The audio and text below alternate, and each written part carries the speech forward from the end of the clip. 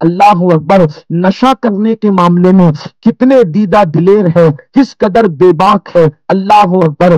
آج تو نشہ فیشن بن چکا ہے، آج تو نشہ فیشن کا دوسرا نام بن چکا ہے، آج تو نشہ آرٹ بن چکا ہے، بلکہ لوگ اب نشہ کرنے کو گناہ بھی نہیں سمجھتے، اللہ اکبر۔ میرے پیارے آقا علیہ الصلوۃ و تسلیم کے پیارے دیوانوں، نشہ اب صرف شراب سے نہیں کیا جاتا، بلکہ کوئی گولیاں کھا کے نشہ کر رہا ہے، کوئی دوائیاں لے کے نشہ کر رہا ہے، کوئی انجیکشن لے کے نشہ کر رہا ہے، کوئی چیز سون کر نشہ کر رہا ہے، بلکہ آج کل ایم ڈی وغیرہ کا نشہ نوجوانوں کے اندر تیزی کے ساتھ عام ہو رہا ہے۔ یاد رکھنا میرے آقا علیہ الصلوۃ و تسلیم کے پیارے دیوانوں، نشہ کرنے والے بخشے نہیں جائیں گے۔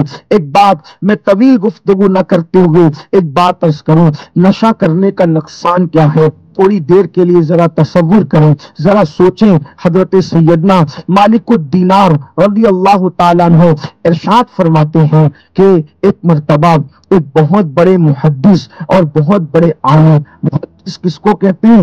10 20 100 200 500 حدیثیں یاد کرنے والے کو محدث نہیں کہتے، بلکہ جس کو لاکھوں حدیثیں سند اور متن کے ساتھ یاد ہوتی ہے اس کو محدث کہتے ہیں۔ حضرت مالک الدینار کہتے ہیں ایک بہت بڑے محدث صاحب تھے اور اتنے پارسا تھے کہ کبھی ان کی تہجد کی نماز بھی فوت نہیں سنی گئی، یعنی انہوں نے کبھی تہجد کبھی فوت نہیں کیا، نمازیں پابندی سے پڑھتے تھے، بڑے متقی تھے، بڑے پرہیزگار تھے۔ جب وہ بیمار ہوئے اور سکرات کا عالم ہوا تو مالک الدینار کہتے ہیں مجھے خبر دی گئی کہ وہ تمہارے دوست جو بہت بڑے محدث صاحب ہے وہ سکرات میں ہے اور ان کا انتقال ہونے والا ہے۔ فرماتے ہیں میں نے سوچا چلو موت کا وقت قریب ہے اور دوستی کا تقاضا یہ ہے، دوستی کا حق یہ ہے کہ اس کے سرہانے جایا جائے، اس کے سرہانے بیٹھا جائے اور بیٹھ کر کے اس کو کلمے کی تلقین کی جائے، اس لیے کہ جو بندہ کلمہ پڑھتے پڑھتے مرے گا انشاءاللہ اس کا ٹھکانہ جنت ہوگا۔ مالک الدینار کہتے ہیں میں اس کے سرہانے گیا اور جانے کے بعد میں نے اس کلمے کی تلقین کی، کلمہ پڑھو۔ اس نے کہا معاذ اللہ ثم معاذ اللہ کہ میں نہیں پڑھتا، یہ سب غلط باتیں، استغفر اللہ، لا الہ الا اللہ، العیاذ باللہ۔ اتنا بڑا عالم، اتنا بڑا محدث، اور وہ موت کے وقت کلمے کا انکار کر رہا۔